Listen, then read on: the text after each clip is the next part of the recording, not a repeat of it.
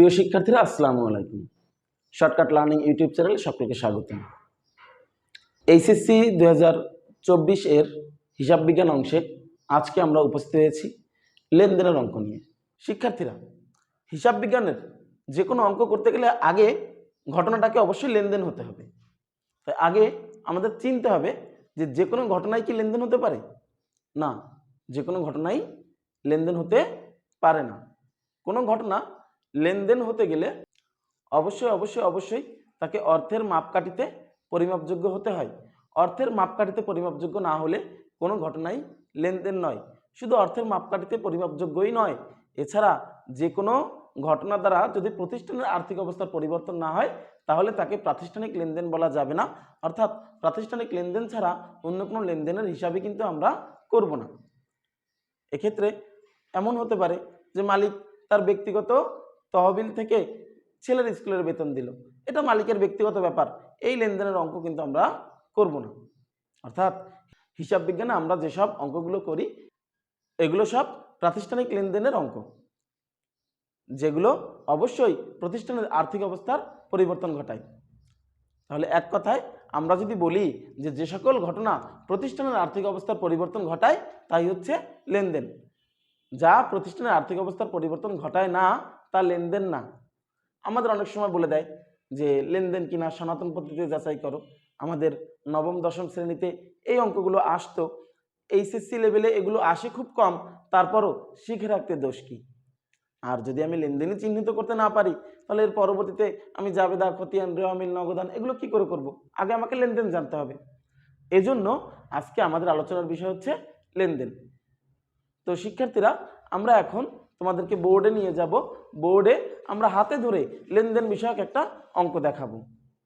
চলো আমরা বোর্ডের দিকে খেয়াল করি। তো শিক্ষার্থীরা, আমরা খেয়াল করি যখন সনাতন পদ্ধতিতে লেনদেন নির্বাচন করতে বলবে তখন আমরা এভাবে একটা ছক কাটবো।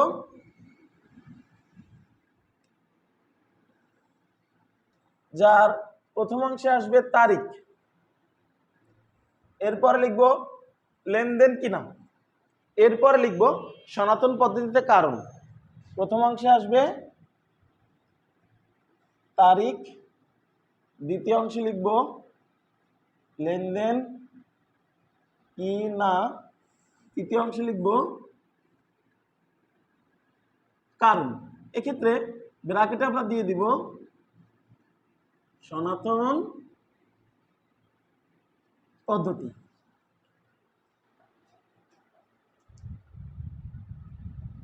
শিক্ষার্থীরা, আমরা খেয়াল করি আমাদের প্রথমে 1 নম্বরে বলা আছে লাবণ্য 50,000 টাকা নিয়ে ব্যবসা আরম্ভ করলো।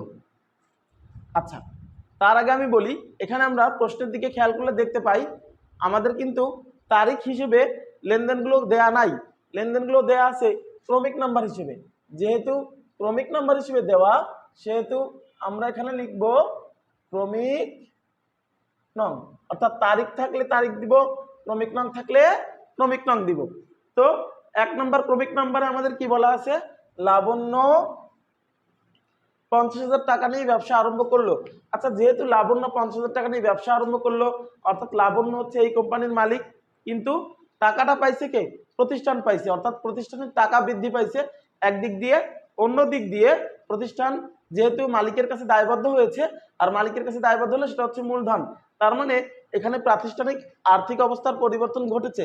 যদি কোনো শিক্ষার্থী এই ব্যাপারটা প্রপার ব্যাখ্যা করতে না পারে তাহলে সে যেন সহজে ব্যাখ্যা করতে পারে সেটাও আমি আজকে দেখাই দিব। এখানে যেহেতু আমরা এটা বুঝতে পারছি যে প্রতিষ্ঠানিক আর্থিক অবস্থার পরিবর্তন হয়েছে, সুতরাং এটা লেনদেন। তাহলে এভাবেই আমরা লিখব যে 1, এরপরে লেনদেন কিনা, এখানে লিখব লেনদেন, তারপরে লিখব ঘটনাটি দ্বারা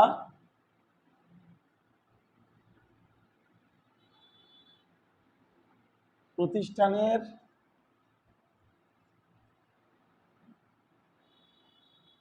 আর্থিক অবস্থার পরিবর্তন হয়েছে। তাই এটি লেনদেন। তো যখন এরকম একটা লেখা হয়ে যাবে আমরা সাথে সাথে নিচে একটা দাগ দিয়ে দিব। এরপরে ক্রমিক নাম্বার 2, আমাদের কিন্তু অনেক সময় ক্রমিক নাম্বারগুলো বলে দিতে পারে যে এত এত এত নাম্বার দিয়ে এত এত এত নাম্বারের ভিতর থেকে লেনদেনগুলো শনাক্ত করো সনাতন পদ্ধতিতে। সেক্ষেত্রে আমাদের যেসব ক্রমিক নাম্বার বলবে আমরা শুধুমাত্র ওই সব ক্রমিক নাম্বারের অঙ্কই করব, কিন্তু এখানে আমাদের এভাবে কোনো কিছু বলে দেয় নাই। তার মানে আমাদের যে সাতটা ক্রমিক নাম্বার আছে এই 7টা ক্রমিক নাম্বারের কাজই করতে হবে। এরপর আমরা খেয়াল করি 2 নম্বর ক্রমিক নাম্বারে আছে পণ্য বিক্রয় করলেন। আচ্ছা, পণ্য বিক্রয় করা তো কাজ, আর পণ্য বিক্রয় করলে প্রতিষ্ঠানে টাকা আসে। এখানেও প্রতিষ্ঠানের আর্থিক অবস্থার পরিবর্তন হয়েছে, তাহলে আমরা এভাবে লিখব লেনদেন, তারপর বলবো ঘটনাটি দ্বারা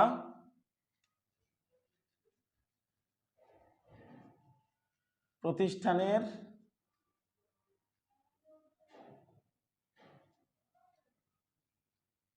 আর্থিক অবস্থার পরিবর্তন হয়েছে, তাই এটি লেনদেন। ক্রমিক নাম্বার 3, ক্রমিক নাম্বার 3-এ বলা হয়েছে পণ্য ক্রয় করলেন। আচ্ছা, পণ্য যেহেতু ক্রয় করছে এটাও লেনদেন, আমরা একইভাবে এটা লিখব লেনদেন। আমি ডট ডট দিয়েছি, তোমরা ডট ডট দিবা না, তোমরা অবশ্যই ঘটনাটা ওইভাবেই লিখবা যে ঘটনাটি দ্বারা প্রতিষ্ঠানের আর্থিক অবস্থার পরিবর্তন হয়েছে, তাই এটি লেনদেন। এরপরে শিক্ষার্থীরা 4 নম্বরে আছে বিনিয়োগের সুদ পাওয়া গেল। বিনিয়োগের সুদ পাওয়া গেল এটাও লেনদেন, কারণ এটাও বিনিয়োগ আমার হয়ে কাজ করেছে, যার সুদ আমি পেয়েছি, কাজের বিনিময়ে কিছু পাওয়া গেছে, প্রতিষ্ঠানের আর্থিক অবস্থার পরিবর্তন হয়েছে, প্রতিষ্ঠানে টাকা আসছে, তার মানে এটা লেনদেন। একইভাবে এখানেও লিখব ঘটনাটি দ্বারা প্রতিষ্ঠানের আর্থিক অবস্থার পরিবর্তন হয়েছে, তাই এটি লেনদেন। এরপরে আমরা খেয়াল করি 5 নম্বরে দেখি পণ্য ক্রয়ের ফরমায়েশ পাওয়া গেল। আচ্ছা, পণ্য ক্রয়ের ফরমায়েশ পেয়েছি, এখনো কিন্তু ক্রয় হয় নাই। ক্রয় হয় নাই মানে আমার প্রতিষ্ঠানে টাকাও যায় নাই, আবার আমার প্রতিষ্ঠানে পণ্য আসে নাই। যেহেতু প্রতিষ্ঠানের আর্থিক অবস্থার কোনো পরিবর্তন এখানে ঘটে নাই, তাই এখানে আমরা বলবো লেনদেন নয়। আচ্ছা, লেনদেন নয় যখন লিখব তখন লিখব ঘটনাটি দ্বারা প্রতিষ্ঠানের